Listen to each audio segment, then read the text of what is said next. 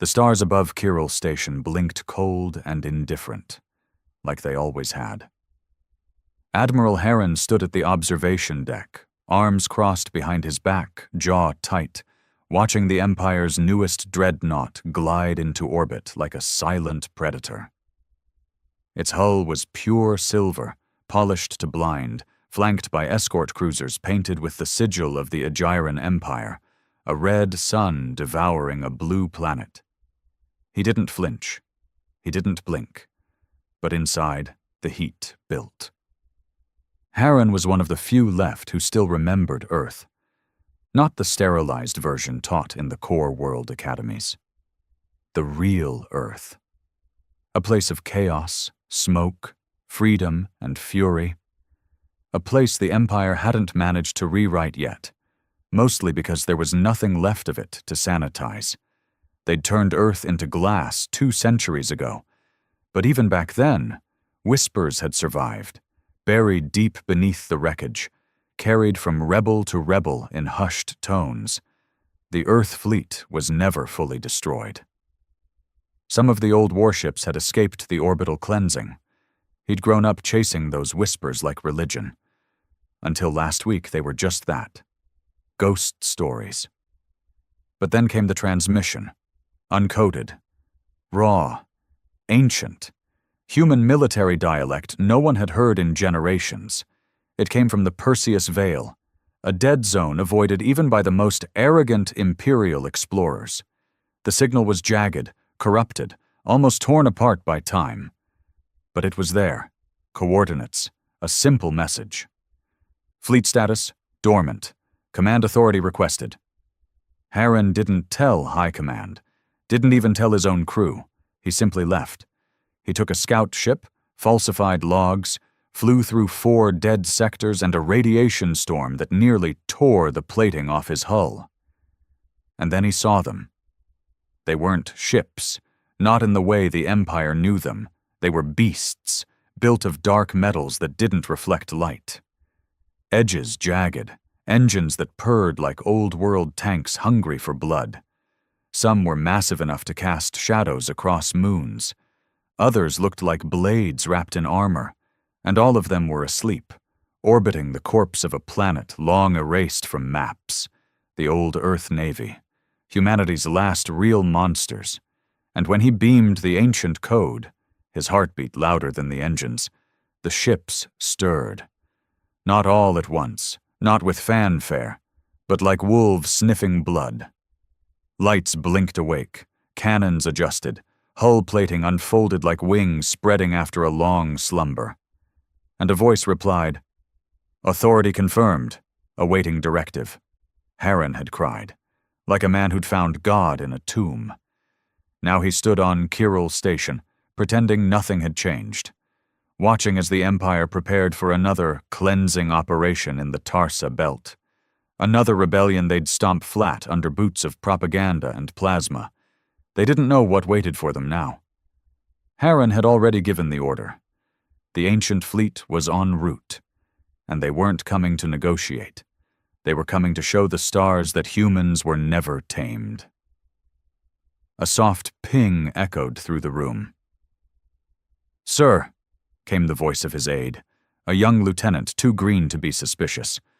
"Long-range sensors just picked up multiple unidentified vessels entering the outer rim of Kirill space." Heron didn't turn around. "Are they transmitting?" The aide hesitated. "No, but sir, they're old. Like, really old. Some of these don't match anything in the database. Not even pirate junk." Heron smiled. "They won't need to transmit." The stars outside flickered. For a moment, just a flicker, the void seemed darker, like something had blocked it. Then another. Then another. The aide's voice trembled now. Sir, one of the vessels just locked targeting sensors on the dreadnought. Should I—" "Stand down," Heron interrupted. "This isn't your fight." Then he whispered, more to himself than anyone else. "This is history correcting itself." Aboard the Imperial dreadnought Sol's Crown, alarms wailed through the corridors like banshees on fire. Crew members sprinted between stations, boots hammering the metal floors, their once proud composure shattered by what their instruments were reporting. No one had ever seen anything like it, not even in the deepest archives of the Empire's war records. Commander Valrek, the Dreadnought's senior officer, barked orders across the bridge. He was a hard-faced man with eyes trained to spot weakness, both in his enemies and his crew. But now, those eyes were wide with confusion. "Where the hell did they come from?" he growled, slamming a gauntleted fist against the holoconsole. The display glitched under the pressure, but recovered, rendering a terrifying image. 9 massive warships surrounding the Dreadnought in a loose formation. Not aggressive, not evasive, just circling, like wolves in cold space. "They just appeared, sir," replied his tactical officer, a pale, sweating ensign. "Sensors registered them too late.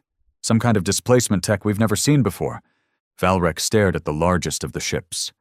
It dwarfed the Soul's Crown. Not in length, but in mass. It looked like it had been forged from a collapsed star, plated in charred armor that bore no insignia. No lights, no windows, just darkness and purpose. The ensign's voice cracked. "I think they want us to know they don't need stealth. They want us to see them." Valrek clenched his jaw. "Target them. Lock all cannons, full spread." "But sir, do it." He wasn't going to let fear guide him. These relics could be ancient pirate hulks powered by dumb AIs, or a long-lost rebel fleet trying to bluff their way into negotiations.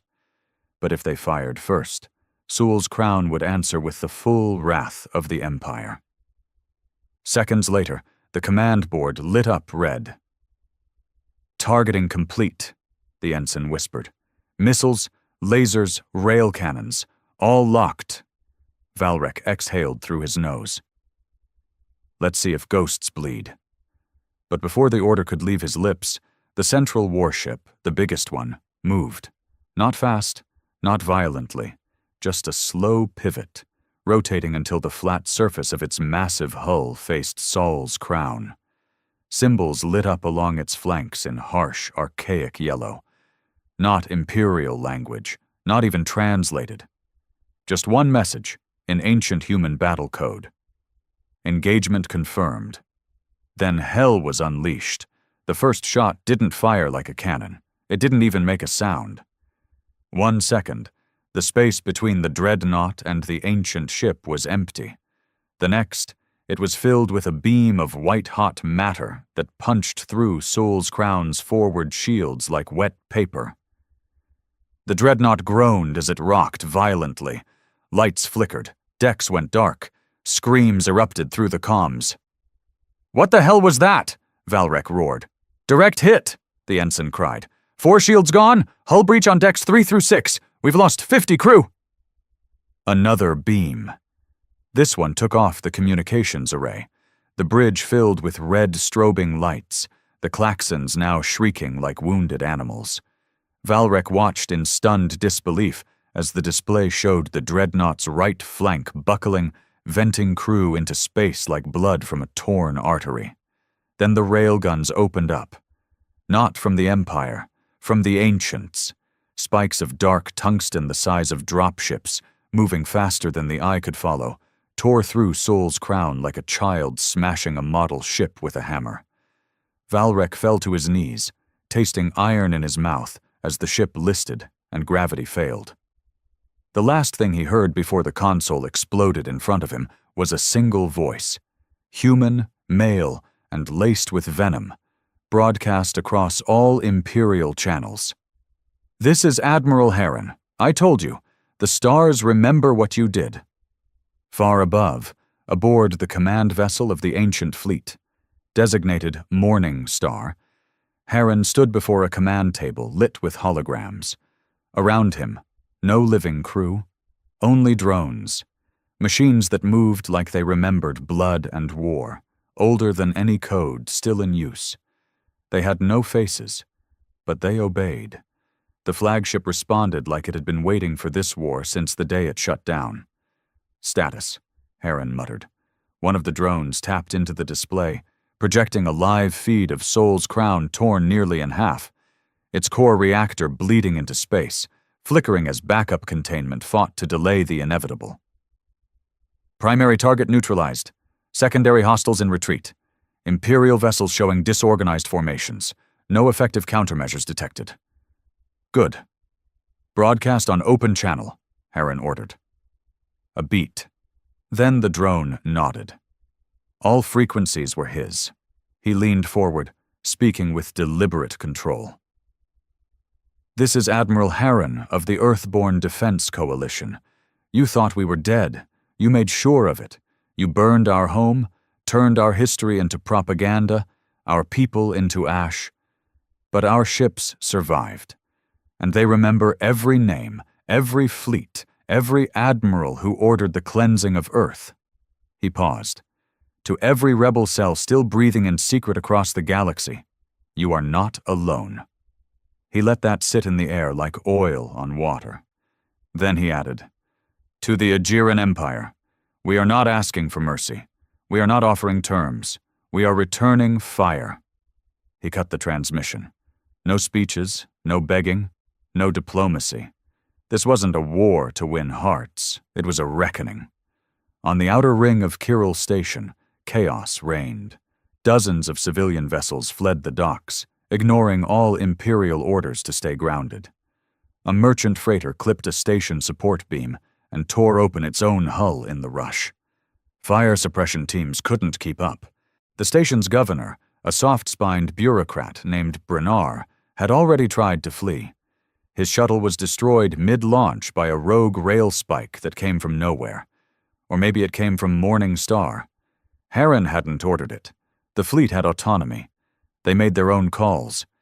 And if they decided cowards needed to burn, Heron wouldn't argue.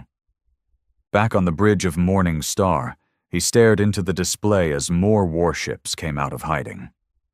At least 20 so far. Maybe more in systems still waiting for his signal. They hadn't all escaped together.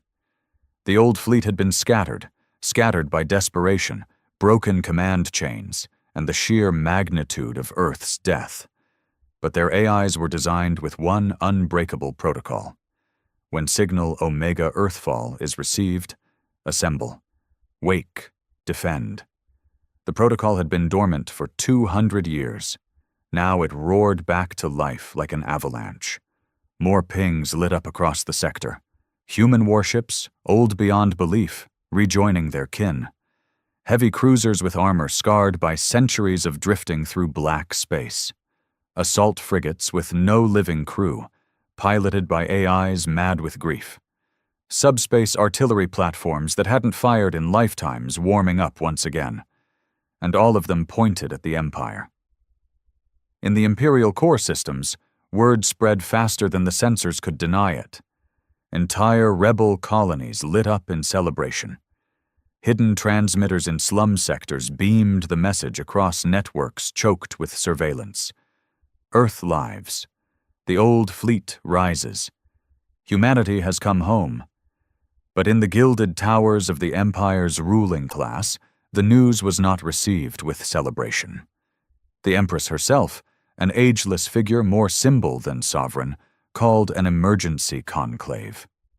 Generals argued, intelligence ministers denied, analysts failed to find anything they could twist into propaganda, because the footage didn't lie. The Empire's most powerful warship, Sol's Crown, had been torn apart like tissue.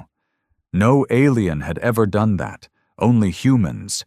Ancient, angry humans. They couldn't be dismissed as rebels. These weren't pirates or terrorists.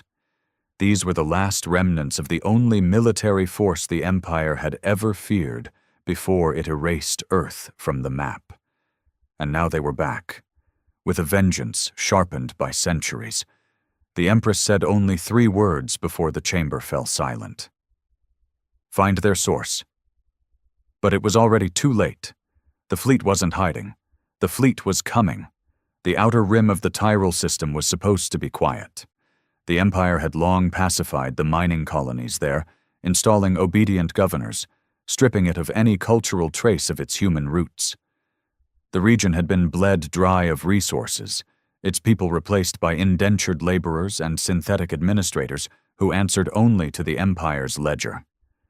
But when the first of the ancient warships arrived, Echo of Dust, a planetary assault cruiser whose hull still bore burn marks from the fall of Mars, it didn't ask questions. It didn't send warnings. It simply descended over Tyrol 5 and launched its payload. Kinetic strikes the size of skyscrapers fell from orbit. No energy signatures, no electronic interference, just gravity and mass. 1,000 tons of judgment dropped from the cold, merciless sky. The Empire's listening post blinked out first. Then the defense grid. Then the orbital traffic tower. Within minutes, the surface of Tyrol 5 was reduced to craters and boiling oceans, not because Echo of Dust enjoyed slaughter, but because that world had housed the command network that had ordered the first atmospheric bombardments of Earth 200 years ago. There were names attached to those orders. Heron had the records, and he was checking them off, one by one. Far away, aboard Morning Star, Admiral Heron stood in silence as the feed from Tyrol 5 faded. He watched the flames die out, the clouds turn black with ash, the oceans hiss. One of the drones turned its head toward him. It had no face, only a curved plate of titanium and faint red sensors where eyes might have once been. It spoke in an ancient Earth Fleet tone, monotone, cold, efficient. Target eliminated. Civilian infrastructure non-essential. Confirm next directive. Heron said nothing for a long moment. Then he walked to the console and pulled up the next name in the directory. Commander Gellarth Tyne, retired Imperial officer, now living on a luxury orbital habitat above Pharos 6, far from any war zone, sipping wine in a suit while the Empire crushed lives by the millions. He tapped the command. Target acquired, the drone confirmed. Meanwhile, in the heart of the Empire's capital system, cracks had begun to spread, not in the marble pillars of power, but in the minds of those who ruled behind them. General Halvek slammed his data slate on the war table. This is no longer an insurgency. This is warfare, strategic, coordinated, calculated. These ships know our formations. They know our blind spots. They're hitting our command networks, not just colonies. The room was tense, thick with fear masked as pride. Earth was wiped out, sneered Counselor Prynne, a rotund woman who'd never seen real battle. It was a tactical necessity. Their remnants are irrelevant. Halvek's lips twisted. Tell that to Sol's Crown, or Tyrol 5, or the 4 other systems that went dark in the last 48 hours. Someone else, younger and quieter, raised a hand. What if this fleet was never part of the rebel network? What if they're older? Pre-cleansing? That thought silenced even the loudest doubters. Because if that was true, if these warships predated the Empire's rise, then they weren't just rebels. They were founders. The original defenders of Earth before the Empire had rewritten them out of existence. And if they'd been sleeping all this time, waiting, then they had come back not for politics, but for vengeance. Word spread fast in the underbelly of the galaxy. In slave camps on Wexlar 9, where workers had spent generations chipping away at radioactive stone with bare hands, the news came like lightning. Human warships had destroyed an Imperial dreadnought, and they weren't hiding. Old men with burned skin whispered the name Earth Fleet like prayer. In hidden communes on asteroid belts, rebels who'd given up hope suddenly started powering their old transmitters again. They didn't even know who they were calling. They just knew someone out there was fighting back. And deep in the ruins of Rona Station, a young boy picked up an ancient receiver, its casing cracked, wires exposed. The signal it captured was faint, nearly buried in static. But it repeated the same message again and again. This is not a rebellion. This is reclamation. Admiral Heron didn't sleep anymore. Not because he couldn't, but because sleep had never helped him forget. The dreams were always the same. Earth burning, skies turned orange from the firestorms, cities crumbling under orbital glassing. He'd been 13 when it happened, hidden in a refugee shuttle that barely escaped before the magnetic bombardment erased everything. His mother had died screaming. His father had gone silent. He'd watched them both turn to ash behind the viewport. And now, 2 centuries later, he was watching the same stars that had done nothing while Earth died. But this time, they were watching him. The fleet under his command wasn't just ancient. It was angry. These ships had been designed by the last free human minds to ever serve in an army not controlled by the Empire. Their AIs had developed over decades in isolation. Their weaponry, once banned for violating humane war conduct, had been buried with Earth. And now it was unleashed. On the next day, Heron called his captains. Not in person, but through the AI-driven tactical nodes spread across the command vessels. 12 warships, 12 voices, each one activated by ancient genetic access codes, each one bound to Heron's command by legacy protocols older than the Empire's founding charter. "We've struck," Heron said, staring into the center feed. "But this war isn't about fear, not yet. The Empire hasn't understood what's coming." A pause. "I want Pharos 6. One of the warship captains spoke. Her voice was older, digitized, metallic, but it carried weight. "Target includes civilian population, high-value imperial nobles. Strategic gain is minimal. Symbolic gain is high." "Exactly," Heron said. "They think they're untouchable. Let's fix that." The orbital habitat above Pharos 6 was a jewel of the Empire, a resort built for politicians, nobles, and retired officers. Artificial gravity, simulated sunlight, oceans imported from real-world colonies, and security systems that had never been tested in real conflict. Because no one had ever attacked Pharos 6. Until now. Flesh Reaper, one of the Earth fleet's stealth assault cruisers, came out of subspace like a shadow split open. It didn't send a warning. It didn't disable communications. It simply launched a wave of drones, self-guided, AI-driven, built for boarding, not diplomacy. The drones bypassed defense fields like thread through cloth, cut power to the upper towers, and breached the main command center within 30 seconds.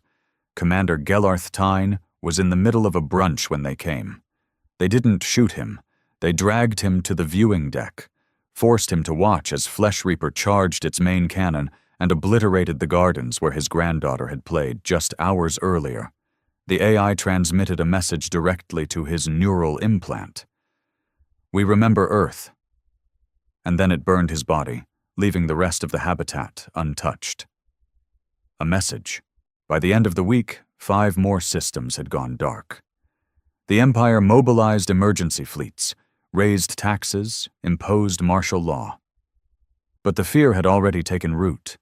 They weren't just fighting ships, they were fighting legends. Every Empire soldier now knew the name Heron, the man who had turned ghost ships into a fleet of nightmares. And more troubling, other warships were now answering his call. Old ships that hadn't responded to Central Command for over a century. Ships believed destroyed or lost to entropy. Somehow they were waking up. It was like Earth itself was breathing through the stars again. And it wanted blood. Before the war, Heron had been a dreamer. Not the kind that believed in peace. No, those men died early. He dreamed of truth. Not what the Empire broadcasted, but the buried reality underneath all the polished lies. Even as a boy, watching his schoolmates march in Empire-approved parades with flags stitched by slaves, he had known something was wrong. But knowing the truth in the Empire wasn't noble, it was fatal. He was 17 when they caught his brother with forbidden data. audio logs from Earth's last diplomats, records of orbital bombings not sanctioned by any galactic agreement. They dragged him out into the public square, forced Heron to watch. His brother's execution had been live-streamed as a lesson in obedience.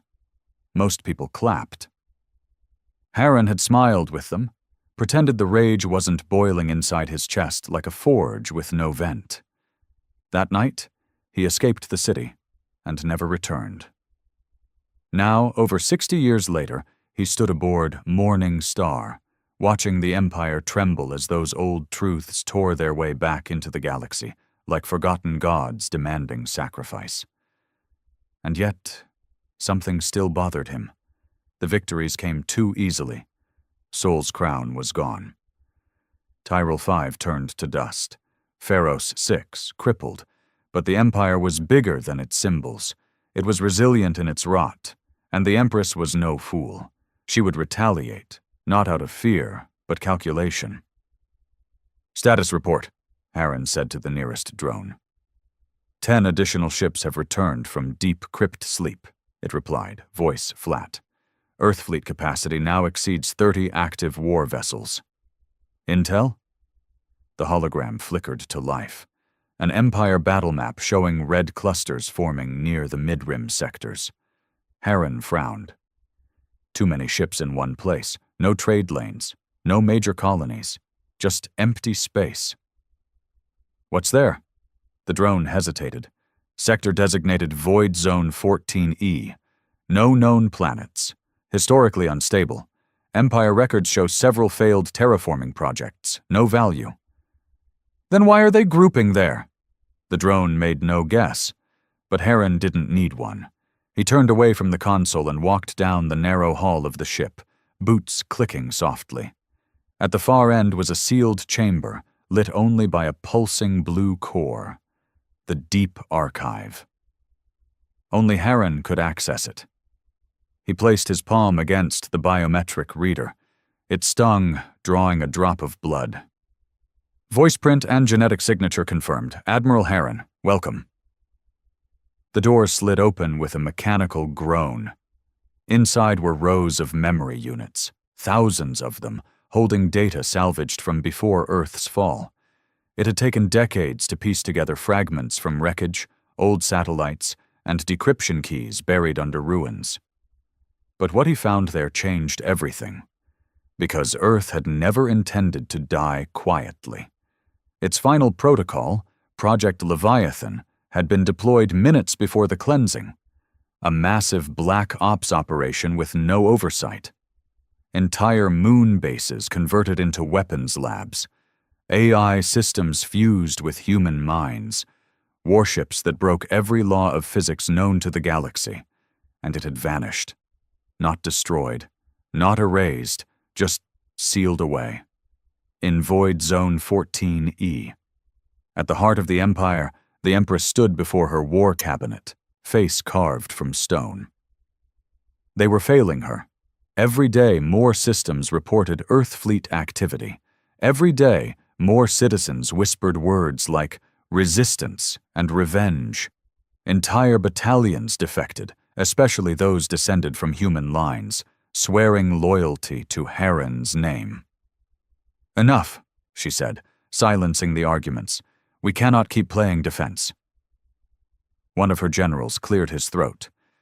"We're deploying the Aegis Directive, Your Grace." The chamber fell quiet. Even the Empress raised an eyebrow.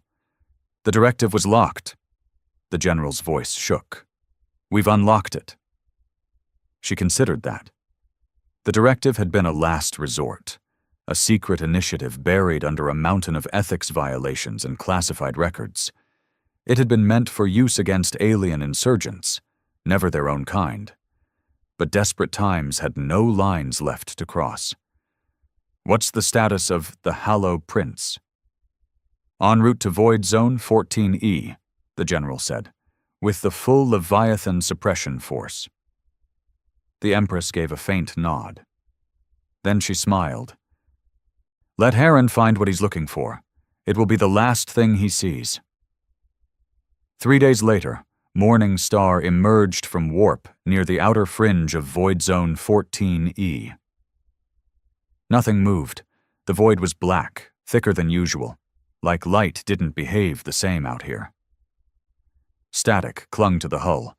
Even the sensors glitched, but they were close. Multiple gravimetric anomalies detected, the AI announced. Subsurface structures confirmed, possibly buried installations. Harren stared at the screen. Buried, just like the Earth fleet had planned. "Send drones," he ordered. "Full spread. Keep comms silent." The AI complied. As the drones descended, one of the smaller ships, Warden of Ruin, picked up strange energy pulses from a nearby moon fragment. Harren ordered it investigated. It never returned. One moment, the ship was there. The next, it wasn't. No explosion. No distress beacon. Just gone.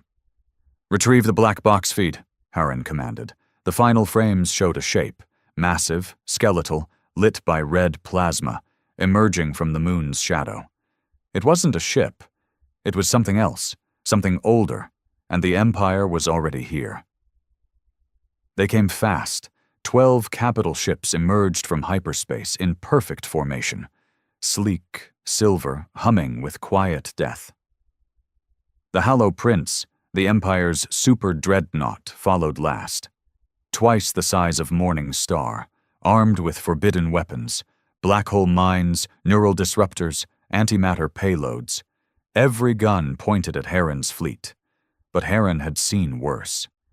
He had lived through worse, and behind him, buried deep under the dead crust of an ancient moon, he could feel it pulsing. Leviathan. The true Earth Fleet flagship. Buried. Dormant. Waiting. "Get me inside that moon," Harren ordered. "Sir," the AI warned. "Enemy ships locking weapons." "Then stall them." He turned toward the drone nearest him. "Activate the sleepers, all of them." Across the battlefield, 20 hidden Earth Fleet ships came alive, cloaked, hibernating, tucked between asteroids, inside moons, beneath ice rings. Their AIs screamed awake, weapons lit with heat older than the Empire itself. And suddenly, it wasn't a fleet. It was a trap. The first strike was not a beam. It was silence, a frequency pulse, ancient, raw, directly into the minds of the Imperial crew. Soldiers fell screaming, neural implants frying from the inside. Ship systems shut down. Communications dropped dead. And then the second strike came. Rail spikes, thermobaric missiles, plasma charges too fast to dodge. Empire ships broke formation. The Hollow Prince fired back, unleashing a black hole mine at Ashmaker, an old battleship built for siege. The gravity well consumed it whole, but not before Ashmaker transmitted coordinates, directly into the moon. Leviathan woke up like a god tearing free from a tomb. Its hull ripped through layers of stone and ice, rising like a mountain with engines. It was not sleek. It was brutal, misshapen, built from madness. Its main cannon wasn't a weapon. It was a singularity generator, designed to rewrite physics in a straight line. Harren stood on the bridge, breathless. The AI whispered, "Command accepted." He pointed toward Hollow Prince. "End them." The cannon fired. It didn't launch a beam. It launched an absence, a core of gravitational collapse that ate everything in its path. The Hollow Prince tried to retreat. It couldn't. Space around it bent. Time stalled. Lights flickered. And then the Empire's strongest ship folded in on itself. Gone. Not even wreckage remained. Harren watched the field. Empire ships scattered. Some surrendered. Most ran. And the galaxy watched in awe, because for the first time in centuries the Empire had bled, and Earth had drawn the blade. In the days that followed the destruction of the Hollow Prince, a silence fell over the core systems of the Aegean Empire, a silence more terrifying than war drums, the kind of silence that settles after a predator's kill, while others in the forest stare from the shadows and realize they're no longer at the top of the food chain. The Empire had never lost a super dreadnought before. Not in recorded history. Certainly not to humans. And never like that. No wreckage, no survivors. Just a hole in space where the pride of the fleet had been, and the memory of a cannon that erased existence. Civilian chatter networks boiled with rumor. The military tried to suppress the footage, but the data had already been fragmented across too many systems, too many rebel hands. Clips were cut, looped, slowed down, dissected, and reassembled. A million variations, but the ending was always the same. The Leviathan, an ancient, monstrous warship forged before the Empire's first breath, emerging from beneath a dead moon and folding a dreadnought into oblivion. That moment changed everything, not just for the Empire, for the galaxy. In the industrial moons of the Lorenthi Reach, a weapons contractor named Darnik Joss watched the recording for the 17th time, hands trembling over his console. He was a man who built guns for the Empire, manufactured death for credits and favors. But now he couldn't stop sweating. His factories had armed the Hallow Prince. And none of it had mattered. He opened a private channel, low-level encryption, cloaked network. "This is Joss," he whispered, "sending resources to Earthfleet. No more denials, no more bids. Just tell Admiral Heron we're done playing both sides." He terminated the signal and immediately ordered 500 million tons of alloy rerouted to unregistered coordinates near the Perseus Veil. He wasn't the only one. Within a week, 17 high-ranking officers defected from the Imperial Navy. Some ran. Others turned entire ships around mid-patrol. One captain detonated his own cruiser rather than allow it to be used against Earthfleet forces. Most didn't say why they defected, but one lieutenant left a message behind. "We're not fighting rebels anymore. We're fighting history, and history just woke up angry." On Morning Star, Admiral Heron sat alone in his quarters, watching old Earth videos, fragments of culture pieced together by AI from corrupted archives, children playing on beaches, news reports from before the cleansing, a wedding in what used to be California, laughter, music, chaos, color, life, the kind that didn't fit inside the Empire's sterilized idea of humanity. He couldn't remember the smell of oceans anymore, or the sound of wind, but he remembered rage, and now the Empire felt it too. The door chimed. One of the command drones entered, humming softly, carrying a tablet with tactical reports and ship diagnostics. But Heron waved it away. "Forget the numbers," he muttered. "Just tell me what's broken." The drone paused. "Half our ships require hull restoration. 6 are without backup reactors. Ammunition reserves critical. Energy synthesis under 70%. AI latency increased due to core strain." In short, they were bleeding. They had won battles, yes, but they weren't infinite. The fleet was old, some of the ships barely held together by ancient welds and vengeance. The Empire was rattled, but not yet broken. And they would come back stronger, angrier, smarter, especially now. Heron leaned forward, fingers steepled. "Has the Leviathan's core stabilized?" The drone's red eyes blinked. "Temporarily. Firing the singularity cannon again within the next rotation risks collapse. Full recharge requires 6 cycles." 6 days. Heron exhaled slowly. "So we've got a god, but it needs to sleep." He stood, brushing dust from his jacket. "Then we hold the line. We don't chase. We make them come to us." But the Empire wasn't planning a direct assault. Not yet. They'd learned. In a sealed bunker beneath the imperial capital of Agira Prime, 3 remaining war generals, 3 High Council members, and the Empress herself gathered in a room that had been silent for 100 years. No communications, no surveillance, no drones, just flesh, blood, and fear. General Halvik stood before a darkened screen, arms behind his back. "Leviathan is real," he began. "Its weaponry is beyond any countermeasure we possess. Our scientists believe the core is partially sentient, maybe even interdimensional." The room murmured. Prin, always the political dog, spat. "Then what do you propose? Send prayers?" Halvek smiled without warmth. "Number, we break them the way all enemies are broken." He clicked the screen. The lights revealed a list of names, not ships, not admirals, bloodlines, descendants, survivors, scattered remnants of those who once fought in the Earth Fleet and fled after the fall. Some had changed their names. Some didn't even know their heritage. Some were children.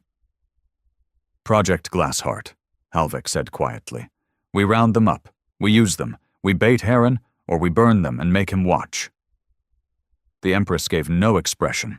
Then she nodded. "Do it." 2 days later, across 57 systems, Imperial Black Ops units began abducting civilians without warning. They took teachers, farmers, mechanics, teenagers, old men who hadn't left their homes in decades. No trials, no broadcasts, just silence. But Earthfleet had ears. On a mining colony in Dethra, an old man named Bren Callis watched his neighbors being dragged into dropships. He'd hidden for years, claimed to be from Titan, but the moment the stormtroopers came for his granddaughter, he knew. They knew who he really was. He tried to fight. They shot him twice in the stomach. But his last breath wasn't wasted. A boy hidden in the vents carried a message chip to a smuggler outpost 12 hours later. The message reached Morning Star within the day. Heron didn't rage. He didn't scream. He simply stood before the command console and stared. Play it again. The footage looped. Stormtroopers dragging civilians. A girl no older than 15, kicking and crying. Her name, Freya Callis. Her DNA had Earthfleet officer markers, one of Heron's own bloodlines. When the message ended, Heron turned. "Recall every ship." The AI hesitated. "We are holding strategic positions. Every ship." He stepped forward. "We've played the old game long enough. Tactics, positioning, surgical strikes." His voice grew colder. "If they want to use our blood against us, then let them understand what we are without it." He activated the Leviathan core. No more shadows, no more ghosts, no more warnings. The fleet shimmered across the stars, gathering like a storm. "From this point on, we burn everything between us and those prisoners." The drones hummed. The AI offered a single word. "Confirmed." In the Imperial stronghold of Theris Prime, where the prisoners were held, the sky cracked open before the evacuation order even reached the top. It wasn't just Morning Star that came. It was the entire Earthfleet armada. 37 vessels, 10 deep strike platforms, hundreds of unmanned subassault drones. And at the center, Leviathan, its singularity cannon glowing like a sun turned inside out. The final battle had not yet begun, but it would. And this time, there would be no negotiation, no surrender, no survivors. Theris Prime had once been a fortress, a world carved into stone and steel, surrounded by 7 orbital defense rings, manned by 3 full battalions of the Empire's elite.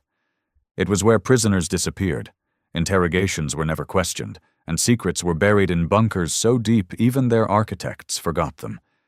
It wasn't built to withstand gods. The moment Leviathan emerged from warp, time felt like it slowed. The beast ship didn't roar, it hummed, a vibration that tore through the fabric of space itself. Its wake dragged sparks through orbit like ghost trails. Behind it, the rest of the Earthfleet armada fanned out, blocking any hope of retreat. Inside Theris Command, General Dorian Cray stood frozen in front of the tactical screen, fingers trembling as the displays updated. Ship ID after ship ID appearing. Ashmaker, Flesh Reaper, Penance of Fire, Echo of Dust. Each one a name pulled from Imperial war briefings marked obsolete, destroyed, legendary. "How the hell are they all here?" a lieutenant whispered. Cray didn't answer. His eyes were locked on Leviathan. He'd heard stories. Everyone had. But to see it, really see it, was like watching the universe point a finger of judgment straight at your chest. It looked wrong, like something that had no business existing in this reality. Its main cannon wasn't just active. It was pulsing like a heart, each beat stronger, louder, deeper. "Sir, we're getting an open signal." Cray swallowed. "Put it through." The screen flickered. Admiral Heron's face appeared. Aging, tired, silent. For 5 seconds, he said nothing. Then came the voice, not shouting, not dramatic, just flat. Final. "You have our blood. You were warned. There are no more chances." Cray moved to speak, to stall, to plead, anything, but the transmission cut before he could say a word. And then, the Earth fleet moved. The assault began with Ashmaker. The battleship's twin railguns, dormant for decades, screamed back to life and launched 2 spikes the size of skyscrapers into the upper defense ring. The impact tore through the orbital shields like wet paper, reducing the station's center to vapor. Pennants of fire followed with a barrage of AI-guided kinetic warheads, too fast for point defense turrets to track. Each one hit with the force of an extinction event. The second ring collapsed in under 90 seconds. The remaining 5 rings turned their guns inward, desperate, reckless, blind. They managed to bring down 1 Earth Fleet frigate, Veilbreaker, before Flesh Reaper counterattacked, unleashing its drone swarms. Each drone was small, agile, and programmed to dive straight into engine cores, reactor vents, or crew decks, detonating from within. It wasn't a battle. It was a harvest. On the surface of Theris Prime, the prison bunkers began lockdown procedures. High-voltage gates slammed shut. Cell walls thickened with magnetic reinforcement. Armored guards dragged detainees into reinforced vaults designed to survive orbital strikes. Freya Callis was among them, wrists bound, eyes wide. She didn't know why they'd taken her. She only knew that ever since they'd drawn her blood, the officers treated her differently. Not like a prisoner, like a trophy. Now, in the depths of Bunker 9, she sat in a chamber with 12 others, mostly humans. Some old, some just children. One woman rocked silently in the corner, repeating a name under her breath. Then, through the ceiling vents, they heard it. A deep vibration. A heartbeat that didn't come from any living creature. Leviathan descended through the atmosphere without resistance. The orbital fleet was gone. Ground-to-air defenses tried to lock, but their systems jammed, overloaded by frequencies they couldn't decipher. Every missile veered off course. Every turret misfired. And then the singularity cannon charged. From orbit, it looked like the sky was being pierced by a god's finger. The beam didn't hit a single building. It hit the bedrock beneath the prison facility. It unmade it. The shockwave flipped buildings like playing cards. Entire blocks were lifted into the air before crashing down like dead leaves. Fire bloomed without flame, compression heat cooking the soil into black glass. And from the center of it all, Leviathan rose again. Nothing had survived. Except the bunkers. Admiral Heron stood on the Morning Star's bridge, arms folded, eyes on the sensor readout. "Penetration successful?"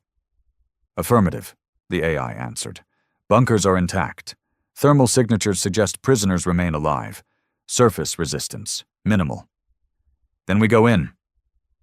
A squad of dropships peeled off from the main fleet, descending into the wreckage. Each one carried Earth Fleet retrieval units, AI-assisted operatives fused with old human instincts and newer machine reflexes, not talkers, not negotiators, hunters. Inside Bunker 9, the ground shook violently.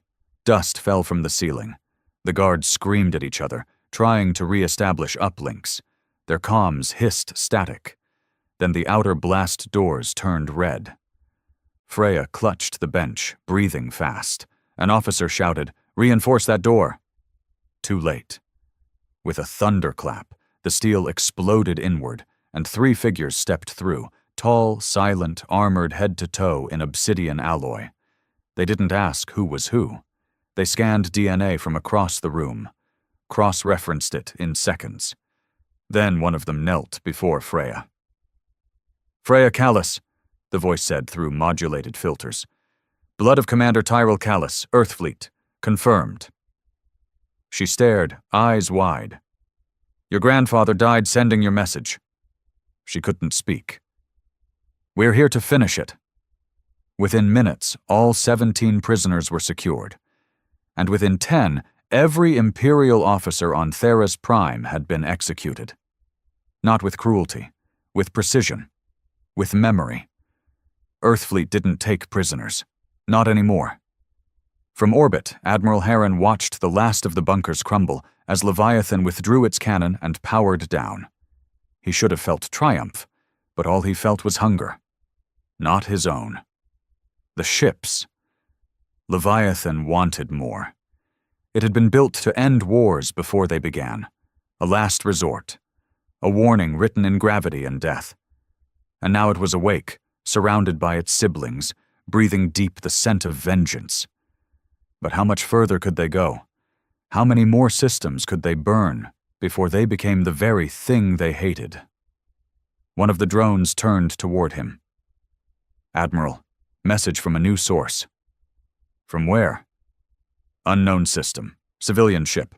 Uncoded." Heron narrowed his eyes. "Put it through." The screen flickered. A man appeared. Gray hair, lined face, one eye replaced by a crude implant. He wore no uniform, just a scarf with Earthfleet insignia, faded and worn. "I'm Captain Jurian Cade," the man said. "I was part of the escape, one of the last. I've been hiding since the fall." Heron didn't blink. Cade continued. "I found something. On the edge of the rim. A vault." He leaned closer. They weren't just building Leviathan. They built others, bigger, smarter, sealed under fail-safes we couldn't crack back then. But I have the keys now. Heron stepped forward. Cade's eyes darkened. "And Admiral, one of those ships, it talks, not with code, with voice. It's sentient, and it remembers you." The signal cut. Heron stood still. His pulse didn't rise, but something else did.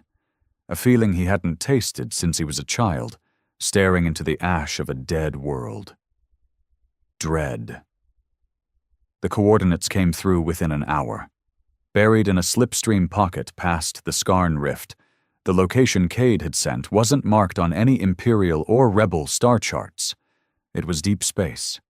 Dead, silent, and unlit. A black corridor between galaxies. No colonies, no travel lanes. No reason for anyone to go there unless they were hiding something. Or guarding it. Admiral Heron stood on Morning Star's bridge as the fleet prepared for warp. The stars outside seemed further than usual, like they were holding their breath. "Is Cade's signature verified?" Heron asked. The AI nodded. "DNA match confirms Earthfleet Captain Registry. Tier 4 clearance. Age and voice patterns consistent with file. Subject was marked KIA during the fall of the Europa Bastion." "Then he's been hiding longer than I've been alive." The drone to his right responded. "Survival likelihood during Europa's breach was calculated at less than 0.0004%. Heron stared at the coordinates on the tactical display. "Then let's see what kind of miracle has been waiting for us." The journey to the vault took 9 hours. The fleet moved in silence, only a skeleton crew awake across most ships. Systems were running cold, weapons dormant, energy signatures dimmed. Heron didn't want to be seen, not by the Empire, not by anything else. The closer they got to the vault, the stranger things became. Scanners began to fail. Chronometers drifted out of sync. Small malfunctions popped up across ships. Airlock seals hissed without cause. Lights flickered in sequence like Morse code no one could translate. Hull cameras showed star patterns that didn't match any known sector. And then Leviathan, the one ship that never glitched, powered down its weapons unprompted. Harren stood at his console, staring at the data. "What is this place?" The AI replied, "We are inside a quantum distortion field, artificially maintained, shielded from space-time indexing. Likely origin, Earth Fleet Archive Division." "So a memory cage." "Yes, Admiral." Harren rubbed his jaw. He had read about Earthfleet's most classified projects. In the final months before Earth's fall, the Defense Coalition poured everything into contingency measures. One of them, Project Enoch, was rumored to involve conscious warships, not AIs, not code. Something alive, something hybridized, something they hadn't dared unleash. And if Cade was right, one of those things had survived. They dropped out of warp into complete blackness. The vault sat inside a gravity well so deep light couldn't escape it. Only when Earthfleet scanners resynced did the structure take shape, a massive octagonal facility built into the shell of a collapsed moon. Defensive satellites drifted around it, long dead but still intact, their barrels pointed toward empty space. Cade's ship, a rusted civilian hauler called Amber Ghost, was docked at the entrance bay. As Harren's shuttle approached, the bay doors opened slowly, groaning like old lungs pulling in dust after centuries of stillness. They stepped inside. Jurian Cade was waiting. His body had aged. No doubt he'd extended his life using black market treatments and cold sleep protocols. But his voice still carried command. He gave a faint smile as Harren approached. "You made it." "I don't follow breadcrumbs for just anyone," Harren said. Cade nodded, then turned towards the corridor. "This way." They walked in silence through the facility's dimly lit halls. Everything was metal, rusted but solid, laced with exposed wiring. There were no drones, no guards, no welcoming messages, just silence and old shadows. "This was a last-ditch fallback site," Cade said. "Not just a vault, a laboratory." When Earthfleet realized the war was lost, they didn't just hide weapons. They hid ideas, forbidden ones. He stopped at a sealed blast door. This is what they feared most. He keyed a genetic lock. The door hissed open. Inside was a chamber the size of a stadium. In the center, suspended in a web of energy, was a ship.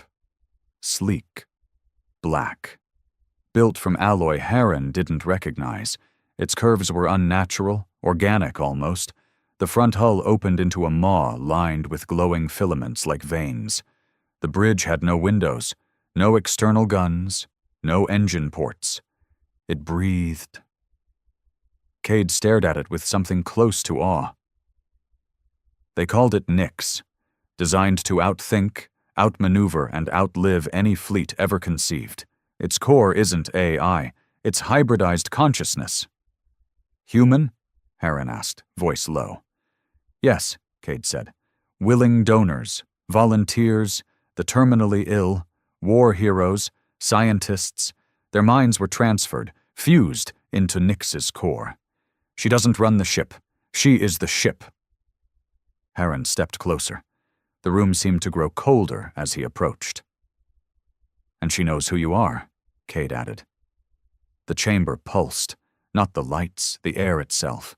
A low hum resonated in Harren's bones. The ship's front sensors, if that's what they were, turned toward him slowly. Then a voice, not through speakers, in his head. "You're late." Harren's spine straightened. His pulse spiked. He didn't respond aloud. The voice continued, calm and slow. Feminine, but not soft. "They told me you were dead. All of you." but I heard the sky rip open last week. I felt Leviathan wake up. I remembered what fire sounds like. Harren found his voice. Your Nyx? I'm what's left of them. The ones who wouldn't surrender. The ones who stayed behind when the last transports fled. The ones who said, bury me inside the machine and let me dream of fire. He took a breath. We need you. I know. The lights above flickered as Nyx powered up. The cables feeding into her core pulled away. Shields fell. Energy readings spiked. You want to finish what we started? Yes, Harren said. Then let me show you the rest of us. A panel opened behind the ship, revealing a hidden passage that led deeper into the moon. Harren and Cade followed it, passing rows of sealed pods, each one marked with Earthfleet insignia and status lights. Hundreds, possibly thousands. Cade gestured. Each one holds a mind, a voice, a person, stored in stasis, waiting for a signal. What kind of signal? Harren asked. The end of silence. Back aboard Morning Star, the Earthfleet waited. The other ships had begun to experience interference, whispers in static, sensor ghosts, flickers of energy moving through the fleet. Some of the AIs grew quiet, others grew agitated. Leviathan's core dimmed briefly, then roared back to life. When Harren returned, the entire bridge felt different, tense, on edge. He spoke 3 words to the command AI. Prepare for integration. The AI hesitated. Warning. Integration with Nyx may destabilize existing command hierarchy. I know, Harren said. This will change everything. Then it's working. Hours later, Nyx emerged into space. She didn't fly like the others. She moved through reality, slicing across distances without warp trails. Gravity bent around her hull like it didn't want to touch her. She took point in the formation. And across the fleet, the other ships responded. Even Leviathan, their weapons synced, engines recalibrated, firing solutions merged into a unified grid, one voice, one mind. Earthfleet wasn't a fleet anymore. It was a consciousness. Inside the command chamber, Harren sat alone.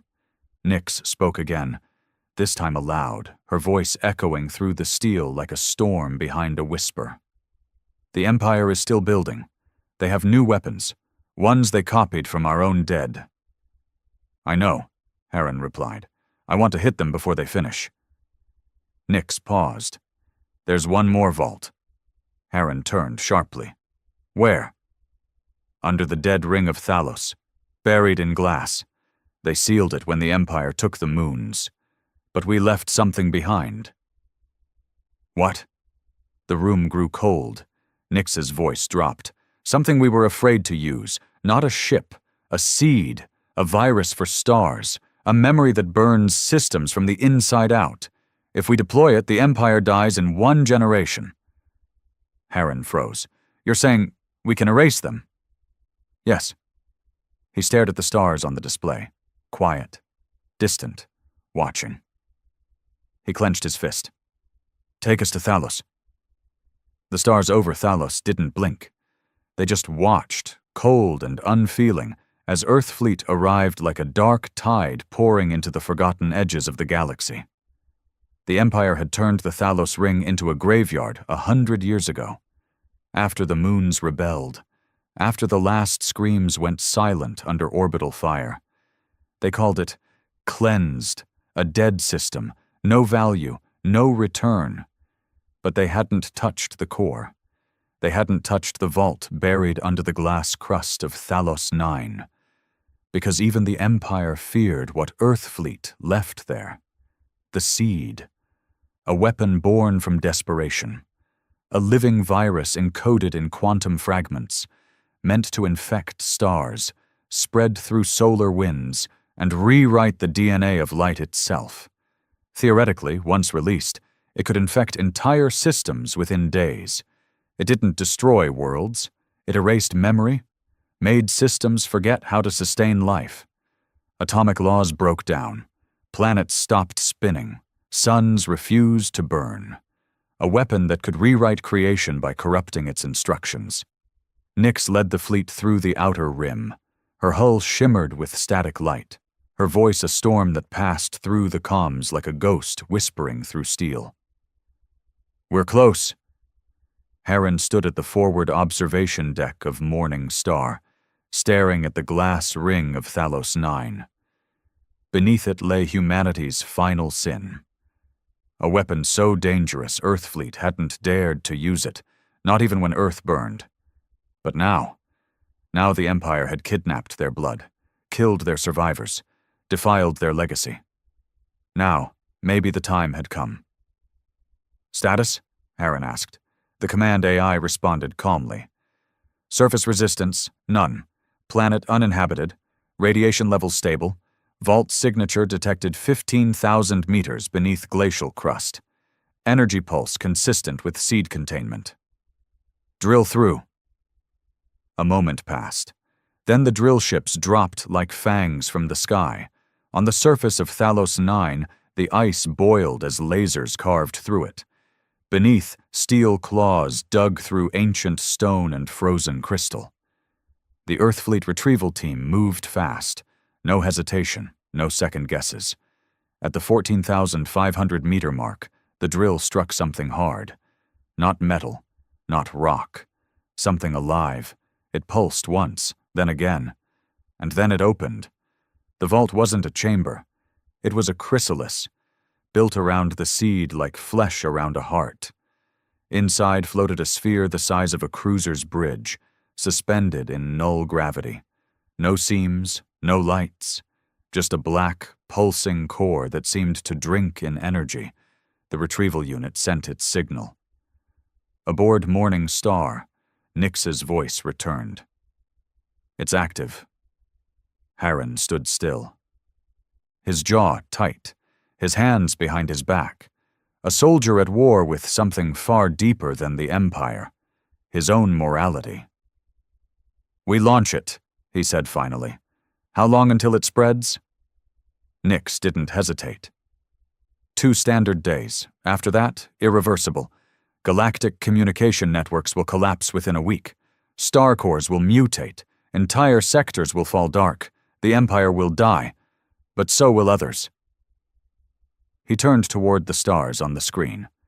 Billions of lives. Civilians. Innocents. Even rebels. Whole systems that didn't know the war existed. He clenched his fists. "All we've done, all we've fought for. We release this, and we're no better than them." "They'll never stop coming," Nyx replied. "If we cripple them, they'll rebuild. If we burn their ships, they'll draft new ones. But if we end the knowledge of war itself, there'll be nothing left to fight with." A silence fell between them. Then Nyx added something else. "The seed is conscious, Admiral. Not like me, not like the fleet. It doesn't obey. It hungers." Heron blinked. "What?" "It was never just code. It's what we called a logic strain. It infects thought before it infects matter. It was made to feed on command chains. The more authority a system has, the faster it falls." So that was the final price. Not just systems, not just the Empire, but the concept of power itself. Heron whispered, "It would end everything." "Yes." He walked toward the edge of the command deck. His reflection stared back at him in the glass. Older, harder, tired. A man who had burned worlds, crushed fleets, stood against history and spat in its face.